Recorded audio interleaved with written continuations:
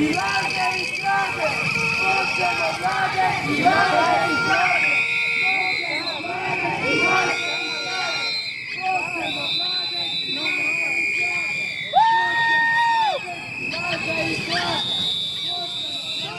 kontejner je nafukat!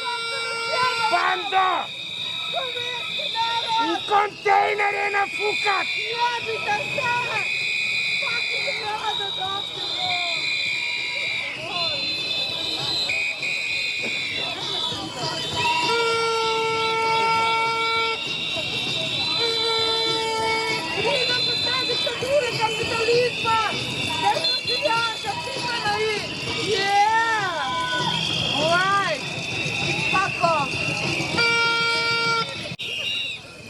U kontejner je! Fuk!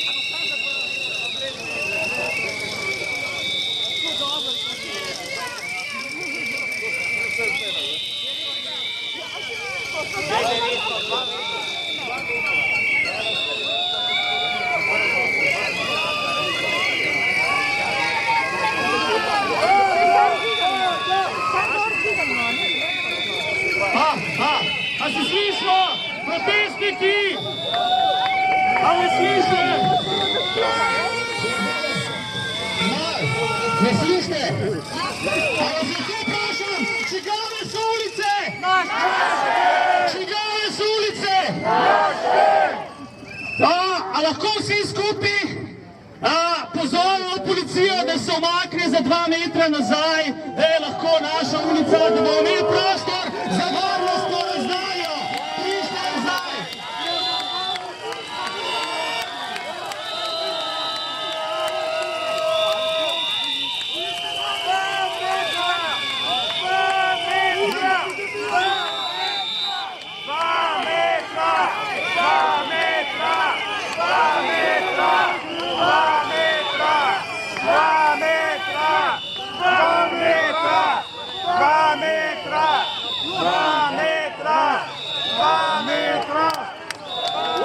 Še en govorec, ki bo strokovno povedal, kako vidi situacijo.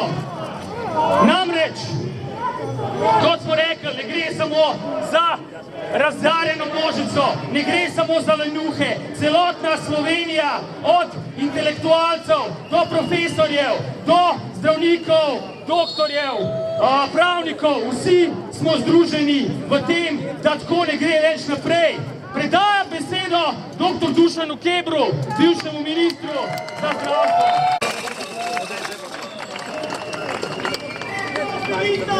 Drage protestnice in protestniki, tovarišice in tovariši. Budimo dorajno mikrofon.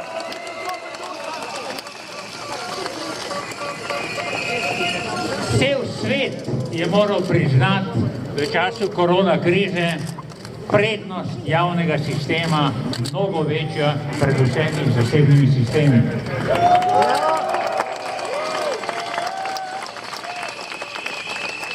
To je priznal tudi Sloveniji in slovenskemu javnemu zdravstvu. Kljub temu pa ta oblast nadaljuje svoje poskuse, svojo trdno odločenost, da javno zdravstvo privatizira in ga odzame nam ljudem.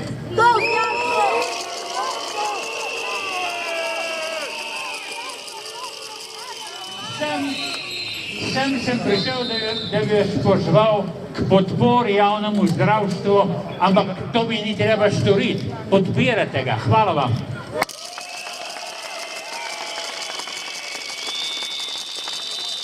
Ob tem pa moram reči, da je problematika v zdravstvu tesno povezana z državo, v kateri živimo, z oblastjo, ki jo imamo, in da je borba za javno zdravstvo borba za novo državo, v kateri hočemo živeti.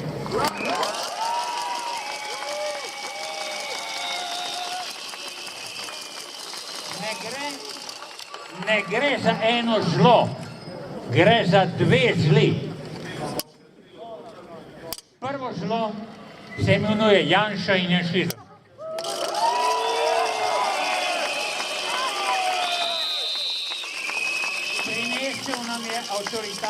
vladanje, kršenje demokratičnih standardov, sramotno nizko raven političnega govora, sramotenje in ustrahovanje drugače mislečih, podrejanje pravosodja in policije, pritiske na medije, netenje sovraštva in ustvarjanje razkola, populizem, revanšizem, politično zlorabo sprave in potvarjanje zgodovine. Naše prvo prizadevanje je, da Janša odide na smetišče zgodovine.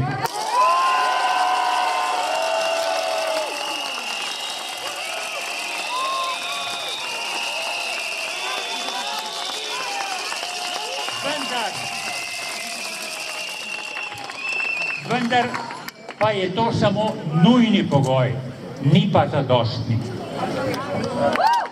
Drugo zlo je neoliberalni kapitalizem. Državljanov nihče ni vprašal pred 30 leti, ali ga hočemo. Vsilil ga nam je tuji in domači kapital. Pri njegovem uveljavljanju sodelujejo vse stranke z izjemo tistih, ki še niso bile na oblasti.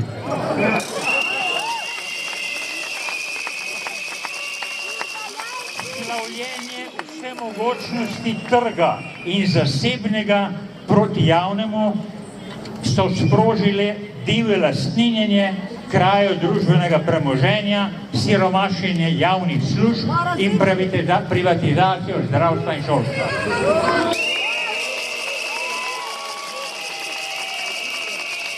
Razmnožili so se korupcija, zloraba javnih pooblastil za zasebno okoriščanje in politično obvladovanje gospodarstva. Kazniva dejanja ostajajo nekaznovana in ukradena lastnina ostaja v rokah tistih, ki so jo ukradli.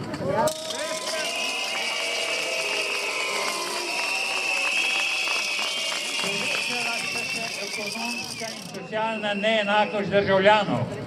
Zakonske pobude v prid lastninjenja in privatizacije se sprejemajo z lahkoto. Spremembe v prid državljanov in zaščito družbene lastnine pa nikakor. Nobena od vlad v zadnjih 20 letih kljub obljubam ni odpravila na primer dopolnilnega zdravstvenega zavarovanja, ki ga zahteva 80% državljanov.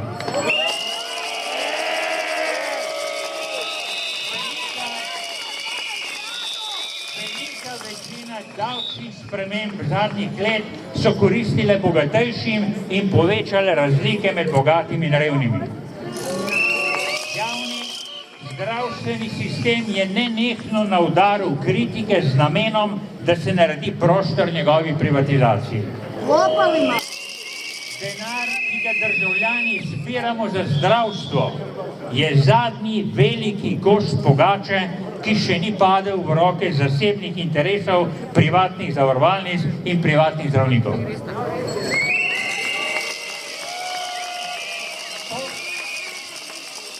To se dogaja tudi pod to vlado, kljub temu, da se je v pandemiji, kot sem rekel, izkazalo, kako koristen je bil javni zdravstveni sistem. Naše zdravstvo po deležu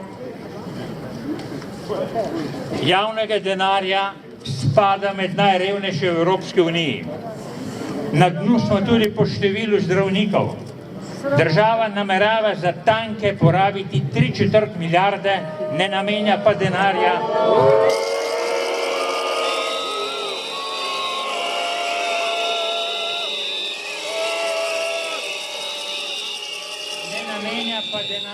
Za zdravstvo, izobraževanje, znanost, tehnologijo, kulturo, socialno varstvo in okolje. Tako osiromašenemu sistemu se očitajo dolge čakalne dobe in ponuja v zameno privatizacijo. Vsi vemo, da bo privatizacija koristila odstotku najbogatejših, vsem ostalim pa bo ostal do skrajnosti osiromašen javni sistem.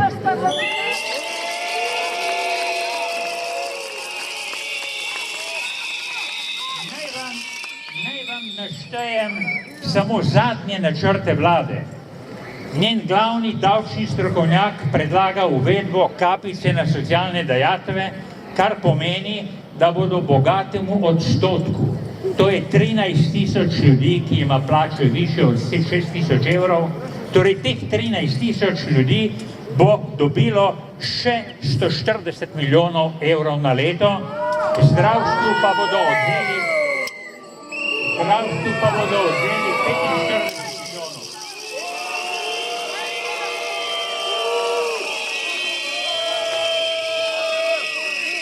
Preostalih 99 odstotkov državljanov ne bo dobilo niti centa, verjetno pa bodo morali nadomestiti ta odpustek bogatašem, namreč 140 milijonov.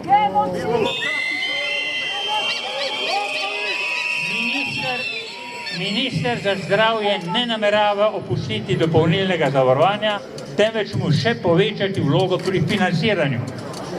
Sedanjo stisko s čakalnimi dobami namerava reševati tako, da bo zasebnim zdravnikom, ki jih je vsaj 30-krat manj kot javnih, podeljevati javna sredstva.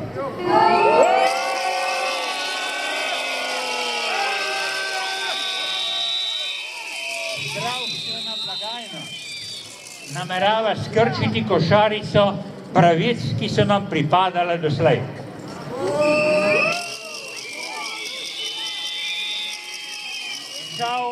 Žal in sramotno je, da je na strani zasebnih privatizacije tudi Ustavno sodišče, ki je razsodilo, da lahko zdravniki, ki prejemajo javna sredstva, z dobičkom počnejo, kar se jim zljubi.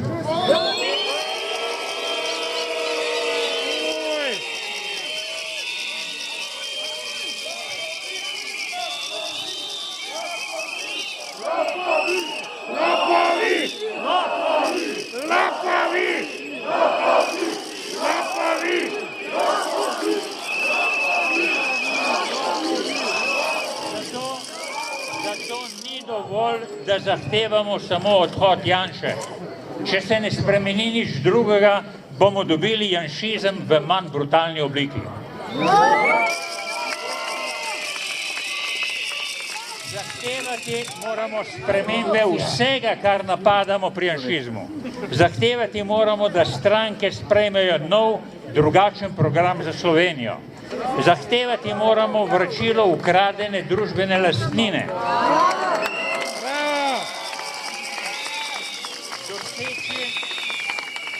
Doseči, da imajo delavci prav tako kot kapital pravico do dobička. Zajeziti strankokracijo. Doseči uveljavljanje neposredne demokracije brez posredništva strank. Okrepiti socialno državo in družbeno solidarnost, preprečiti izčrpavanje naravnih virov, spoštovati dogovore o obvladovanju okoljske in klimatske krize.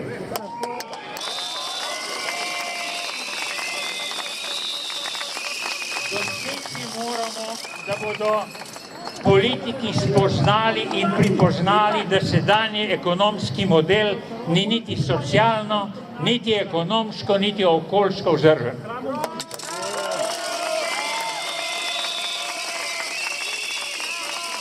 Današnje krize ni mogoče reševati na načine, ki so privedli vanjo. In za konec, kakšno zdravstvo hočemo?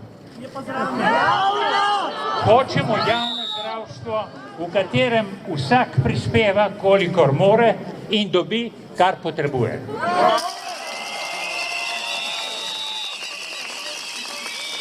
Hočemo okrepitev javnega financiranja in javnega izvajanja zdravstvenega varstva.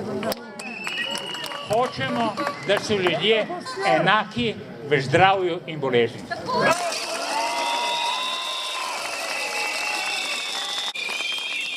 Kot smo slišali danes, se zbujajo zdravstveni sindikati. V kratkem jim bomo sledili tudi drugi sindikati.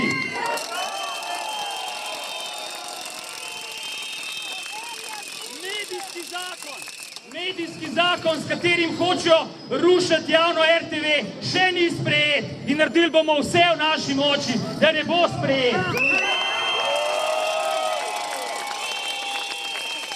Tarča je še vedno na sporedu.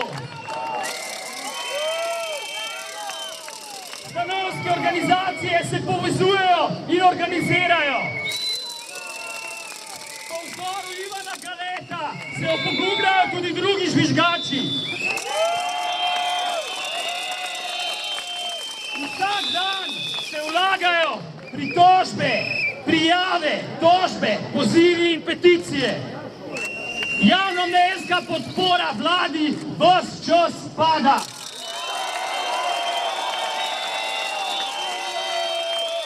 Ampak ta vlada bo padla, trajali se je, ta vlada bo padla.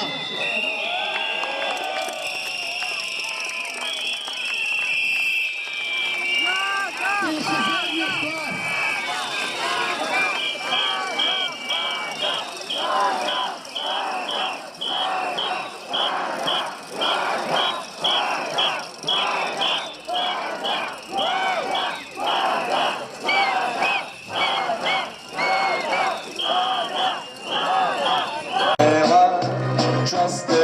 Mojega in inštruktori, štada vlada. Noći, tamne noći, bez meseca i noći, svesti radi, piću te kao seca. Pada zvezda, padalica, pada soko siva ptica, pada osmeh samog lica i sneg pada pre Božića, pada čovek posle pića, pada duša od dvorane. I noć padne kad je zora, pada, pada, pada, pada, šta to pada, pada, pada. Već su mnoge pale vlasti, počeš i ti dragi pasti, pada, pada, pada, pada, pada, pada, šta to pada, pada, vlada, pada, pada, pada, pada, pada, vlada, pada, vlada. Već su mnoge pale vlasti, počeš i ti dragi pasti, pada, pada, pada, pada, pada, pada.